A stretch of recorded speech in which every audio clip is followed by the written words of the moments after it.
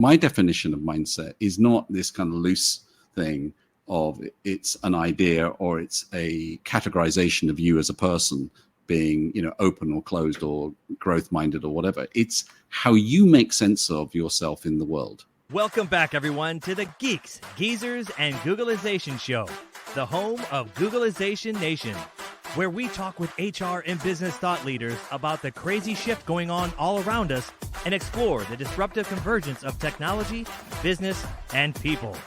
Here are your hosts, Ira Wolfe and Jason Cochran. Welcome back, everyone, to another episode of Geeks, Geezers, and Googleization, where we talk about some of the craziest shift going on in the future of work. Thank you for being part of Googleization Nation. I'm Ira Wolfe. And I'm Jason Cochran. Thank you for joining the show each and every week with us as we tackle these converging pieces around us. Everything's shifting, as Ira said, around technology, business, and people. And if you haven't done so, we'd love for you to go out, check the show, and subscribe on your favorite platforms, whether it's podcast platforms like Apple, Spotify, or even YouTube as well. Please do so. We've got a great conversation lined up today, don't we, Ira? We absolutely do. And we need to get ready. Everyone needs to get ready for another episode that's bound to have you wishing the conversation didn't have to end, because that's how I felt when I first heard and was introduced to today's guest, Jean Gomes, CEO of a company called Outside. We'll hear more about that. And he's also a New York Times best-selling author. And he's here to talk about his latest work, Leading in a Non-Linear World. We're going to talk about what a non-linear world is, because I know a lot of people get confused with that.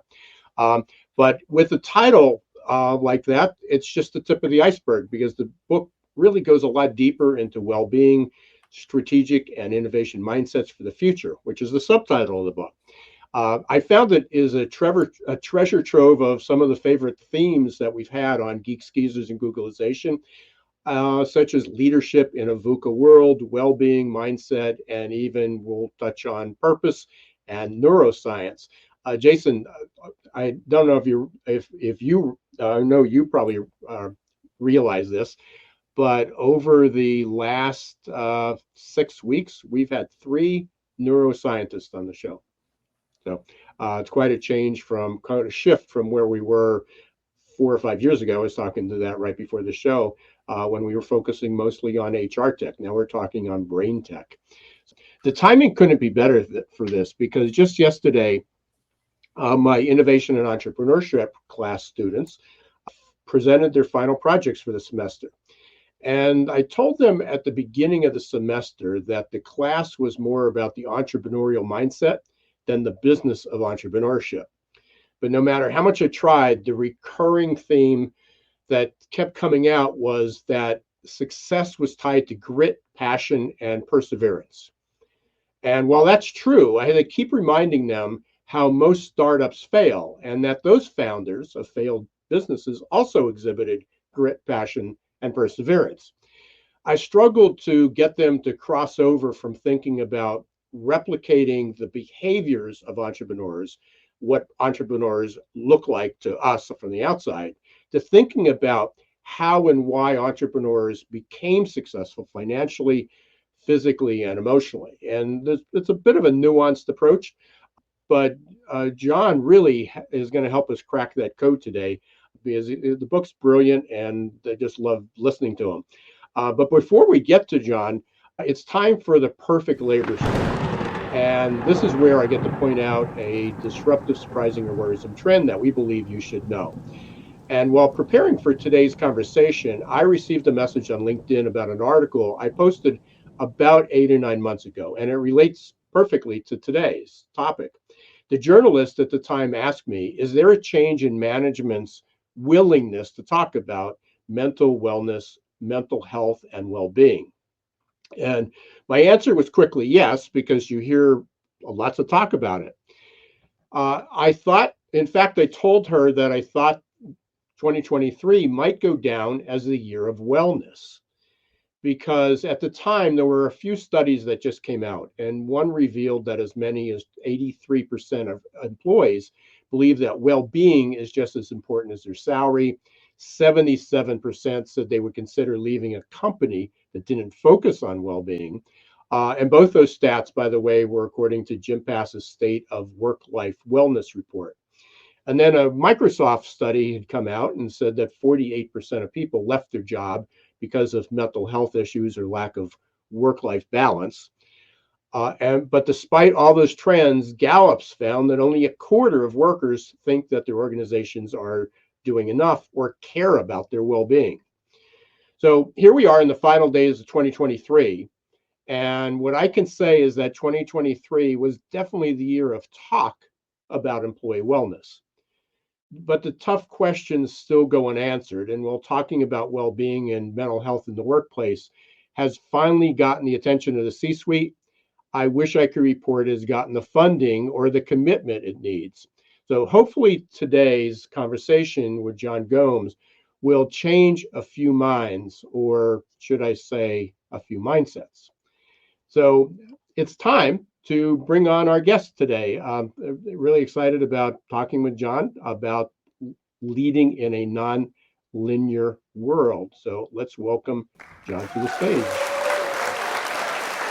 Welcome, John. Hi, Ira. Hi, Jason. How you doing? Great. It's good to have you, John. Yeah, me too. I'm really glad to be here. Yeah, well, welcome. You're in the UK, so a few hours ahead of us, and hard to believe that we are at the end of the year. So let's just dive in and get started. First, talk a little bit about your background. It's pretty interesting. I sort of gave some of the cues away, but you've been passionate about neuroscience. But how did you get interested in that, and then how did it lead to your company Outside? Yeah, well, I trained as a neurochemist and neuroscientist. Couldn't see myself back in the early 80s in a lab for the rest of my life, and fell into consulting, which I seem to have kind of natural ability to do. And I suppose halfway through my career, I gravitated back to it. I got back into that whole area and started working in a hybrid kind of space between science, high performance sport, and corporate work. And it's carried on from there. And I guess the Sorry, folks, we lost John just for a minute there. He'll be right back. Well, just from what he shared right there, I mean, to go from like the neuroscience work in the lab to consulting, there have to be some pretty interesting parallels in terms of how you view people and how you view businesses and those interactions based off of what you learn from being in the lab in neuroscience. And like you said, we've had several neuroscience experts on here recently, and I love the way that you put it earlier in the opening statement there, Ira, that the show has kind of evolved over the years from when you started it 5 years ago from HR tech to now we're talking about brain tech, because ultimately that's what business is all about. Is, are we setting people up for success in terms of being able to work in the grain of what they're doing? So I'm excited to hear John dive into this and provide some more of that perspective. John, it's good to have you back. I don't know what I went there. Sorry. Oh, no problem. So it's got a mind of its own, right? So just very briefly, started in science, moved into consulting, and then kind of looped back in. And I suppose the thing that's been the kind of thread that's run through this is about how people change in very demanding circumstances.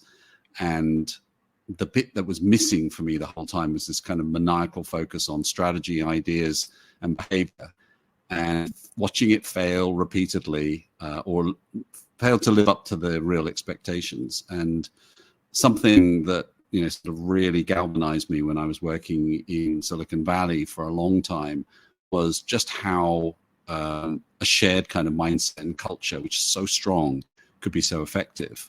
And watching organizations being able to do impossible things in high degrees of uncertainty and understanding, there was something there. And so I tried to decode that through many different lenses, and neuroscience suddenly started to provide some real answers. And that's where it all started for me.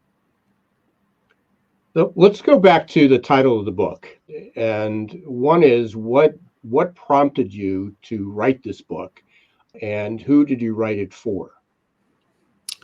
Well, I wrote it for leaders of all types. It was actually a question that someone, who's the book really for? And it made me think hard that I wanted it to be children as much as it was my clients, because the world that we now live in, particularly in the last 6 years, has become believably and volatile. That VUCA word that we all use so much, it started to become a bit of a cliche, and then all of a sudden it's like, no, it's real. It's it's routinely like this. Can you hear us, John? How are we doing? Yeah, I can hear you clearly. Okay. So yeah, we'll try that, and if not, if it continues to go, maybe we can just shut you can shut your camera off, and we'll have at least the audio. So, yeah. Good. So okay. Let's pick up from there. Can describe, when you say nonlinear, how could you explain that to someone who I guess is struggling with change? I mean, I know we get it. We talk about exponential change and accelerating change, but people then always go back as well. We've always had change, and people have, struggled with that forever. But this is different, because we are living in this nonlinear time. We're off, we're off the scale. Yeah, so the linear approach to change is that you start with a set of assumptions that you actually know what the change is. We're here at this point, and we want to be here at this point. And the change process is really about just going from A to B. It's planning forward based on a set of assumptions that we know what we're doing, we know what the change is going to be, we know what's required to make that happen. And really what we require is amazing communication, great project management, a lot of determination to do it, and we'll get there. The problem with that is that many of the problems that we now face are completely things that we're doing for the first time. We don't know what we're going to do. We don't know how it's going to end. We don't know how to do it. If you ask how you're going to build a business around AI, or how you're going to build a culture, intergenerational culture, how you're going to create new business models when you've had one business model for 30 years, you don't know what you're doing there. You can learn from various people, but the level of uncertainty is very high. So you need a completely different way of approaching that. That breaks with all of the traditions of the kind of plan and act approach to things. And that is fundamentally what many organizations are faced with. And it leads to two problems. One is that people are routinely feeling exhausted by the clamor, the demand, the rising demand and uncertainty. And the second is that they're increasingly feeling out of their depth. And the number of CEOs I coach and work with, the number of senior executives would say to me, I don't know if I know what to do here. I really, feel out of my depth. And that is a change. I haven't experienced that in my career before. That's a big change. Follows up real closely to what we talked about last week. We had Aaron Koppel, and we were talking about Agile. And in a similar vein, he talked about that people are used to living and solving problems through a simple and complicated lens. That's the model. And, we're living in a chaotic, which there is really no good model for that, but we're living in a complex world. And Bob Johansen, I quoted this last week too, because it's so relevant. He had said years ago that we're moving from a world of solving problems to a world of dealing with dilemmas. And there aren't any good answers. And in fact, we don't always have all the information, which is that uncertainty and complexity and ambiguity that we're dealing with. And then it doesn't stay still. But by the time we think we got our head around the problem, now I see this, it's changed. The conditions have changed. So a lot of this, and even Aaron talked about mindset. Carol Dweck talks about mindset. Everybody's talking about mindset. You have a really, you say that people are asking the wrong question when it comes to describing a mindset. Yeah.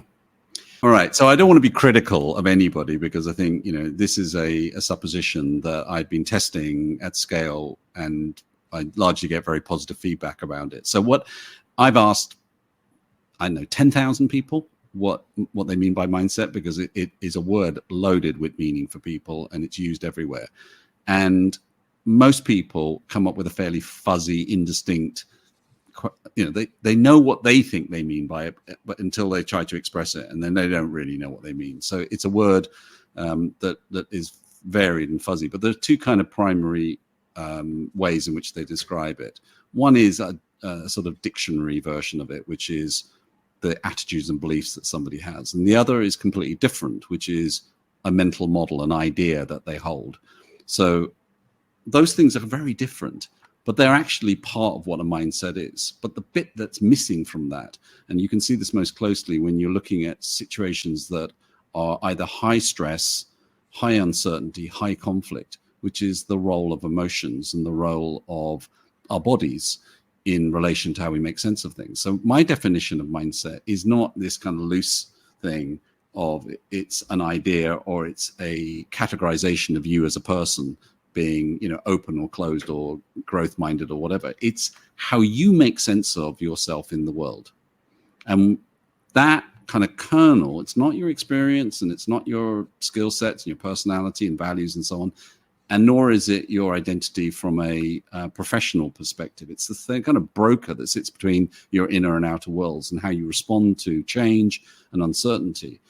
And the best way that I have come to kind of describe this at a simple level, it's how you feel, think, and see, and how that generates moments, instances of what you know, what you doubt, what you deny, what you ignore in a situation. And this then becomes a very actionable way of thinking about change. And there's a lot of research that suggests that when you operate at a change level as opposed to behavioral level, you're going to be at least 4 times more successful in personal and organizational change. And the reason for that, the real reason for that, is that what most change initiatives are doing is missing a vital equation. Let me give you an example. When corporate organizations try to teach people to become intrapreneurs or entrepreneurs, they do the same thing that most people that are studying this fall into the trap of, which is they don't talk about the mindset of the entrepreneur at all. All they do is they talk about the ideas that these people use and the observable behaviors. And the problem with that is I can watch an athlete performing all day, but I can't do it because I don't know how they do it. I don't know what's going on in their head. And the distinguishing, differential is not what they do, it's why they do it. And the way they do it is because they look at uncertainty and risk differently. They're able to pull those things apart and actually make decisions based on things because of how they feel, because of the assumptions they make about those things that can feel completely natural to them. And if you can understand that, you can teach other people how to think and to feel like them, then they can start to understand how to become an entrepreneur from the inside out. John, I want to go back to what you were sharing around your time in Silicon Valley. You made a statement that was really fascinating to me. You were talking about how it was the groups, the organizations that had the shared mindset and the shared culture that were doing extraordinary things. Yeah. Can you help unpack that a little bit for us when you're talking about shared mindset and shared culture? What were those companies doing different from others that maybe didn't have that?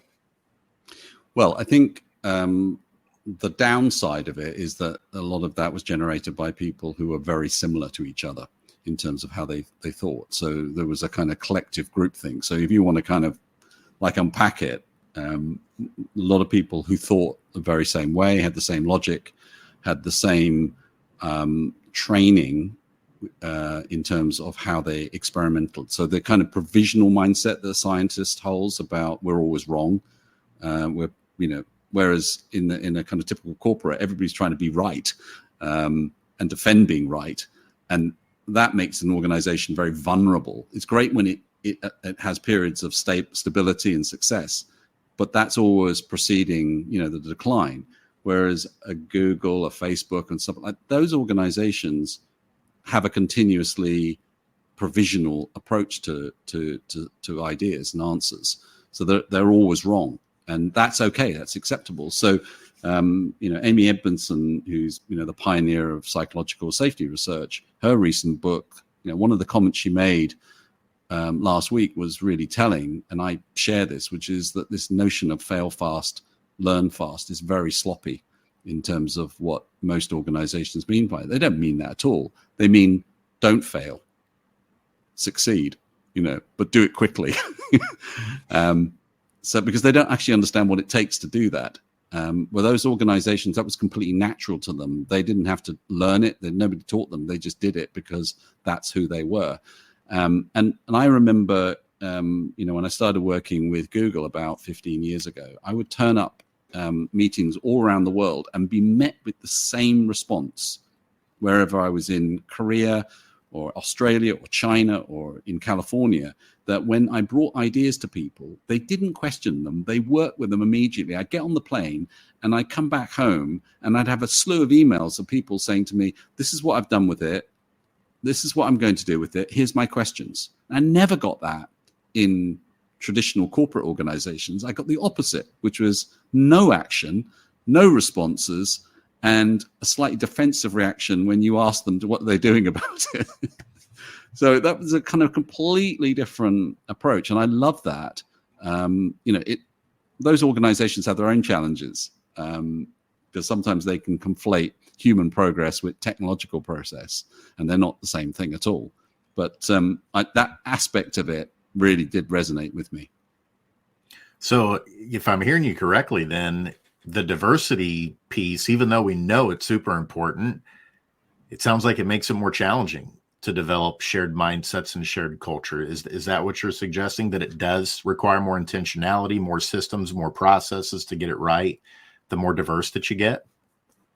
I think so the inherent thing that we need to think about here, and Google did work hard at trying to understand how to do this, and Project Aristotle, their famous piece of research about what makes great teams, pointed a little bit towards this, which is that the most fundamental thing from a mindset point of view that we all need to accept and understand about what creates exclusionary reactions in people is not about age and your culture and all this stuff. It's a much more fundamental common human experience, is that when you're with anybody who's different to you, anybody, age, sexual orientation, expertise, culture, you are likely to feel some form of vulnerability. It's just a natural reaction because it's novelty. You don't know how to respond. And so your body creates a metabolic reaction, which is basically preparing itself for some action. You just feel your heart rate raising around people who are different to you. And so what that does, if you don't accept or understand you feel that, then that constructs emotions which are fundamentally defensive. When you experience those and you don't accept them, you don't recognize them, then you create an intellectual argument for why that's something that's happening to you. And so that creates a causal chain of people becoming exclusionary, marginalizing, diminishing other people. And then their reaction, the other person's reaction to those unconscious behaviors creates all the problems. And there we go around that loop. And so you can break the whole cycle right at its root by teaching leaders to start embracing their feelings of vulnerability and giving them really practical ways to be able to do that. And when that happens, like a lot of the things that the tools that we're being given, which are really clumsy in operation, are not necessary. Because if I'm a 60-year-old corporate leader who feels a bit vulnerable around people who are 30 years younger than me in a different orientation or culture, and I just accept my vulnerability, those people will accept I'm a bit out of my depth in that, and they'll help me. They're more likely to help me. So there's a simpler way through all of this. We're still talking a little bit about the what people need to do, is what that mindset looks like, what that behavior looks like. How do we get there? I mean, and that's where you've done a lot of your research, and where the development and the advancements in neuroscience over the last 10 or 15 years has really transformed our thinking on this. And I want to make sure we touch on the mindset that you believe that we should have as well. Yeah. So, I mean, this kind of top-down, bottom-up approach to this. So the top-down approach, I think, is that the big problem, the meta mindset problem that we face is the rise of the zero-sum mindset. And Harvard have just released last month or the month before a major study into this, which shows that this mindset, which basically says that one person or one group's success has to always be disadvantaging somebody else or some other group, that has been on the rise steadily for the last few decades, and it's spiked since COVID. Now, what the problem with that mindset, that zero-sum mindset, is that it leads to a set of other mindsets. And one of those is one that undermines well-being. Another is, creates polarization in organizations. It undermines the whole diversity and inclusion agenda. It also renders organizations vulnerable because it's a trade-off. It's all either-ors. It's basically to value today, value tomorrow. It's customer versus us. It's this group versus that group. Any zero-sum thinking is binary, and it creates winners and losers. So I think there's a need for leaders at all levels to think about what is the positive sum mindset, because ultimately all initiatives around well-being, around D&I, around innovation suffer because they become futile with that form of thinking. And so that mindset is the big thing. Now, from the bottom up, understanding what a mindset is one part of it. Understanding how to build a mindset we could talk about, because there's really great science that helps us to do that. And then how you apply mindsets to solve challenges rather than using just a behavior first approach, using a mindset approach, which is really exciting. So yeah, I can dig into any of those kind of areas. Just guide me where you would like me to start. Any of the above or all the above, but we only have a few. We only have a few minutes, so let's talk about. I guess, and this should fit into there. One of is, and I just posted something on LinkedIn just before the show about that. Is that a lot of what we're talking about is sort of that touchy-feely. I mean, this is how do we get in touch with ourselves? I mean, even mindset is how do we. And this was a huge distinction. A lot of times people are, here's the mindset, how I see the rest of the world. And if I'm correct, what you're saying is, here's the mindset, how I am. This is my perception. It's not the reality that's out there. No. So the latest the latest research about how the brain works is exactly sort of reinforcing what you're saying, which is we construct reality, and therefore, we construct emotions, we construct, our perception, we construct, our understanding of how other people see us. And so we have the ability to harness the underlying mechanisms to our advantage to do that better. And when we do that, it influences well-being, it influences our judgment in difficult situations. So yeah, exactly. The big challenge for all of us is that we feel, a lack of agency in an uncertain world. So the most important starting point is to take control of ourselves first. We cannot make sense of the world better unless we do that, because otherwise we're all kind of moving into some form of victimhood, given the situations that are facing us. And, my goodness, they're extensive, the amount of uncertainty and things that we could point to as a reason not to do stuff. So start with ourselves. And the number one place is to not lose the connection with our body, because our brain isn't the total source of how we make sense of the world. Our body is the primary sense-making system. And when we cut that information off, we're cutting off a vital flow of data that tells us what you think, what's going on in this situation. And when we increase the flow with information in our body, we just become better innovators, better creators, better leaders. And what does that, you gave and I can't remember if I read this or you shared this, but there was a couple experiments that you gave of, and again, I'm going to go back to what my idea was with this, or what my concept was, is that leadership programs, and I know you teach in the university, I teach in the university, we still teach leadership of what it should look like, what people should do. Yeah. And we have that, one course or one article that everybody reads about how one should be more mindful and get in touch with themselves. You're advocating, and your research is showing it should be completely the opposite. And you shared, was it about card playing?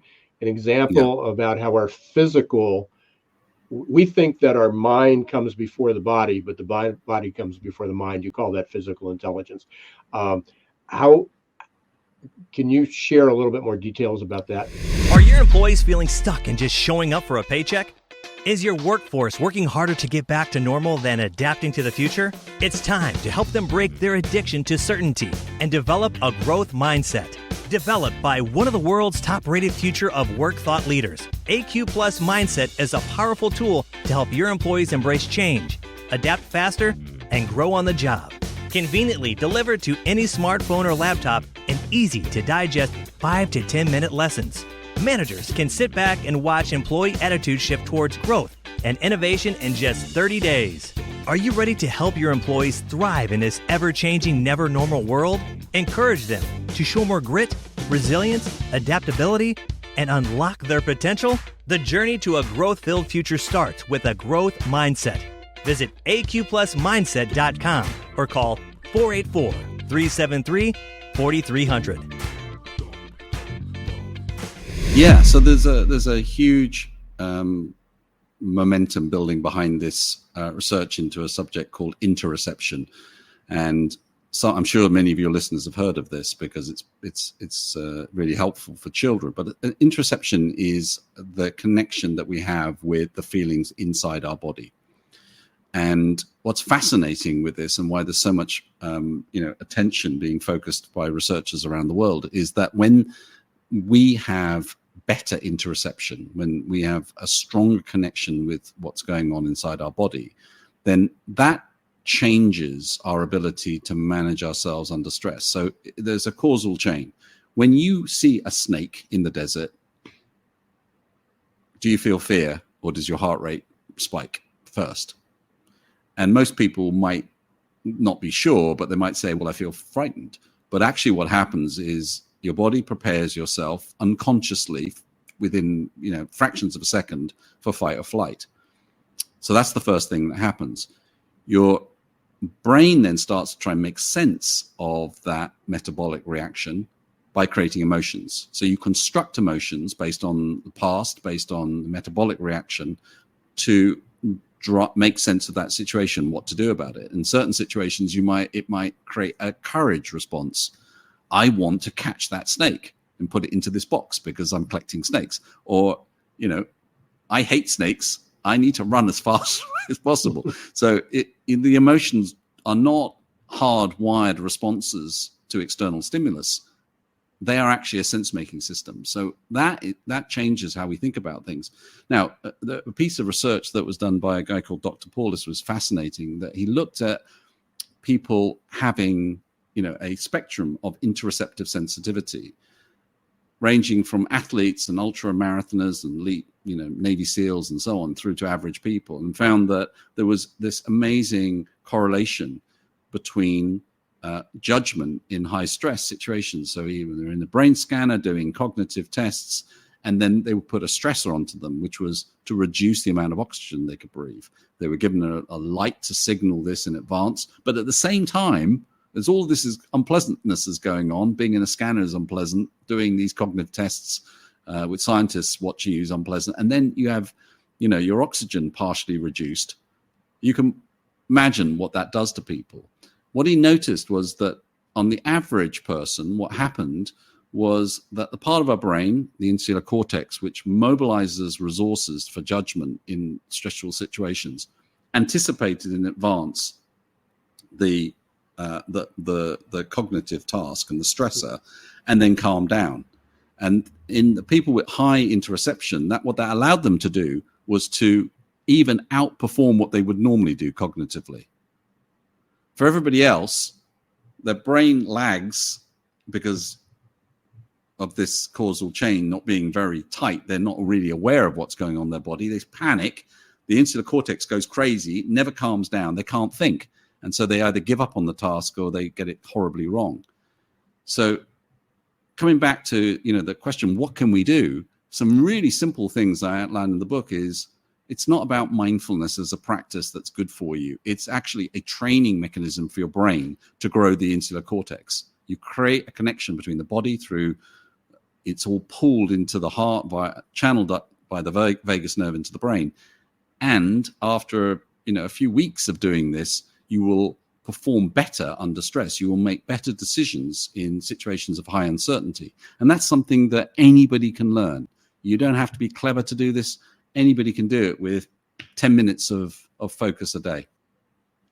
It's brilliant. And you anticipated what my question was providing a specific example of what we can do for that. So from the background here, you can see one of my focuses is on an adaptability quotient. Is how do you help people become more comfortable with change? And we talk a lot about grit, resilience, growth mindset, mental flexibility, and the process of unlearning. So it's what people should do and some of those abilities.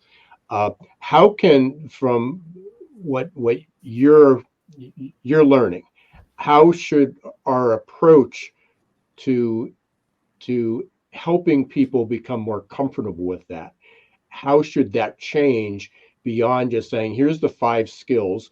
If you become proficient in these 5 skills or abilities, or the reverse side is if we change the environment, if we do provide a psychologically safe space, if we do give the support as managers to the people, that people will just naturally become more comfortable with change.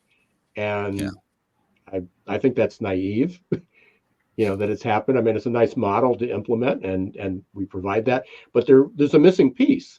I still don't believe that creating the right environment and providing people with the skills that they need is going to make them feel more comfortable being uncomfortable. Yeah, I mean, you can do an awful lot with those things, but what it doesn't do is it doesn't change people's necessarily their own experience of themselves in that situation. So you can walk into a cool incubator where everybody's comfortable with this sort of stuff, and you're given all the tools, and you can still, completely and utterly fail to be able to adapt into that situation. And I know, because I've set up corporate incubators many times within large organizations, and part of this work was really to say this was the missing ingredient in that work. You had, well-funded programs populated by their smartest people, and they didn't work, or they didn't perform to the expectation. Then I took a mindset approach to that, and we outperformed between 5 to 10 times the leading accelerators and incubators in terms of return on investment and speed by taking a mindset approach. So I know that works. Definitely want you on our team, John. We're coming up toward the end here. As I said in the beginning, we were probably going to go through this and wonder where the time went. So many more questions, and people certainly can get some answers in leading in a nonlinear world. But there's one question we always like to close with. I like to close with, and this often opens up a whole other can of worms, is what's something that you hoped we asked or that we didn't ask? How would you, what's the question and how would you answer that? I guess the thing that I'm most interested in, because I'm on a 10-year mission to be a driving force of human evolution with our team, our purpose, and I suppose it's like, what's the end game if more people are able to embrace an understanding of their mindset? I think that's the thing that's really baking my noodle every day. That I wake up thinking about that. And I've discovered now just this little formula that when I have a hot bath, because, having 2 daughters, and only one bath. We have several showers, but only one bath. That has been a bit of a privilege to be able to get in there. But when I do, and I have a bath, and I'm just drifting off, that's when suddenly ideas pop into my mind, and they're all to do with that problem. So, John, we got to ask it, like, is it related to survival? Do you see this in terms of end game? We have to do this in the advent of AI to be able to survive and adapt and level up. What is the end game? Well, I think that, that there are a number of very clear zero-sum mindsets around the sacrifice model of our well-being, about our defensiveness to change and polarization that creates the past-present mindset that occupies many organizations, that leads to underperformance first and obsolescence. And then there's a whole bunch of other things like techno-optimism, which is brilliant, but it's only half the answer. Human progress is not technological progress. They are run in parallel, but they're not always correlated. And as we know with social media, the unforeseen consequences of what's possible isn't always desirable. We need a proper ethics debate around technology that isn't veering between Armageddon and it's all okay. It's far more complex than that.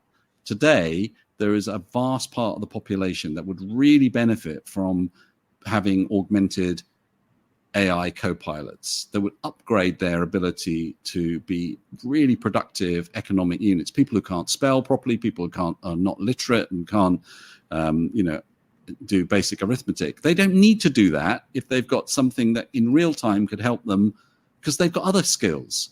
Use everybody's skills to their advantage. That recent research that came out showing that co-pilots had the most disproportionate impact on the lower performing people. The higher performers got about 5% lift, and these got 30 to 40% productivity gains. That's a massive opportunity. Let's not waste that. But then there is a whole bunch of, unforeseen consequences which we have to think through. Yes, so my mind completely wandered to the group of people that's going to say, but what about education? People have to learn math. People have to learn how to do this, which becomes the other side of the argument. So we talk about that we have to learn the way we learned before, except that method is actually only 100 years old. People learned how to survive and thrive in the past without using some things that we thought were most important. Yeah, and I'm not disputing that may be right, but the starting point, the fundamental assumption is you have to learn maths to be successful. Do you? In the future, do you? It's like go back, hundreds of years ago and go, well, what skill sets were essential for survival then? They're all obsolete now. We don't have them. So will some of those things that today are part of our societal expectations in education? I mean, if you look at the professors at the moment in universities, one of the biggest challenges facing them is, well, what's the answer for AI? And they're creating a defensive response to their students, scaring them into plagiarism, avoiding plagiarism. Whereas most students actually don't want to plagiarize, the opposite, but they still recognize they need to use AI. So the more advanced teachers are saying, now this is how to use it, and not creating a defensive reaction in their students that they're going to be cheating or caught out, because that's completely counterproductive. So that's a mindset that we need to really challenge in ourselves, is our assumptions, our defensive assumptions about what will be. John, you just described what's going on in the Cochran household right now. Our fourth grader brings home homework, and my wife is a teacher. That's what she stays home with the boys, but her training was she's a teacher, licensed teacher. And so she very much is like, the work's got to be done. And I'm over here popping out my phone with ChatGPT on it. And we're like, oh, this stuff is just declarative knowledge. And, he's kind of getting to that point where it's like, yeah, I can just have this do this stuff. And then when you look at it, you're like, what's the stuff we're really teaching them that can't be done by current GPT models? That's the stuff that's really important in terms of how to make them think. But it looks like it's maybe 5% of the curriculum at best when we do that. Not saying that education's not doing a great job, but it's just in terms of thinking about the pace of the future. And these things you're talking about, the way we used to view calculators, I'll never forget having graphing calculators for the first time and thinking that those were cheating when it came to taking calculus. That we're just in a whole new ball game here of what GPTs can do in terms of the basics of a lot of the things we ask folks to do in terms of schooling. We could go on and on about that, but that just triggered that for me because that's a current dilemma, I guess, that my wife and I are navigating with our kids. Yeah, which takes me back to, and I know I think I talked about this on this show, or maybe it was another interview, but when I was in college, we had to learn how to use a slide rule. We had to use, and calculators just came out, and we were allowed to use it in class, but not for the final. I have my slide rule, but I have no clue how to use it, and I've survived without needing it. So just one more tool that we probably won't need. Well, I guess we don't want people to switch off parts of their brain. We don't. It's the equivalent of GPS, where you drive into the lake because the sat nav tells you to do it. And I think part of what we need to avoid is becoming weakened minds.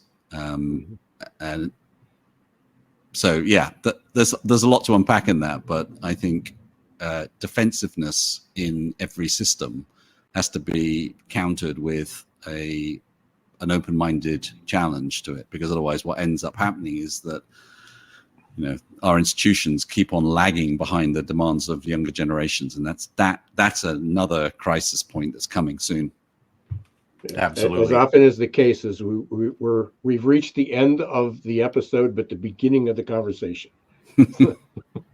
That's right. And we're going to segue now into a different segment. So we've been doing the cognitive portion of the show, diving deep with John on some really deep philosophical beliefs and mindset shifts that need to take place to be successful in the future. John, now we're going to switch to our lightning round. And this is all going to be emotion, feeling reactions to some questions to get to know you better on a personal level. So let's start with this one. Who's your favorite band, or maybe a favorite song? New Order. New Order. Nice. Yeah. That's the first time we've gotten them. I don't know that I've heard them before. So they were born out of a band called Joy Division in the late 70s, and the singer, just on the brink of them getting success, committed suicide. So it was a sad story there. And then they, New Order, then emerged from that, and they were a band that fused guitar music and electronic music. And I grew up with that, and I went to hundreds of their gigs and bunked off school to go and see them, and almost got chucked out of school for doing it. So I love it. But they're not the best band in the world, but they are kind of my spiritual kind of childhood.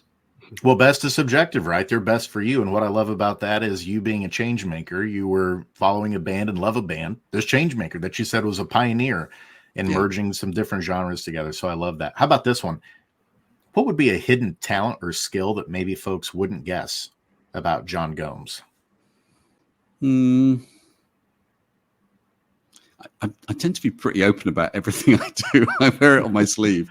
But I suppose if I hadn't done what I've done, I would have been an artist. I would have been a painter or a musician. I did try at the beginning of my life past school, and it just took second place. But that would have been my other path if I hadn't been scared.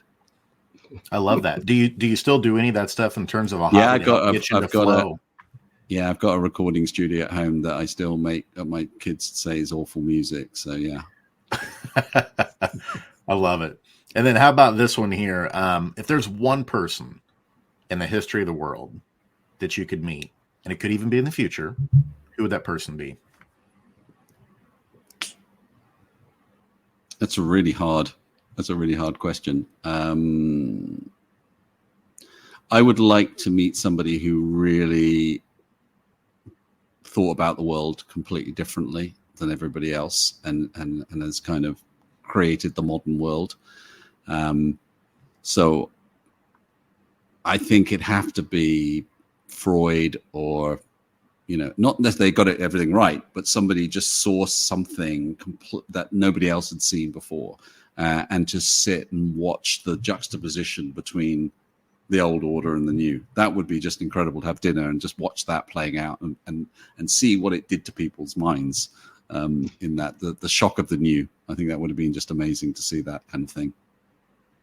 I love that. And Ira knows, for me, Einstein is often the answer, and it's for that very same reason, the theory of relativity. Who comes up with that? But another one, the way you just described it, John, for me here recently, is whoever thought of the pyramids and how to construct those at that time without the technology they had. It'd be pretty incredible to figure out how the heck they pulled that off and were able to get that vision in place to do that.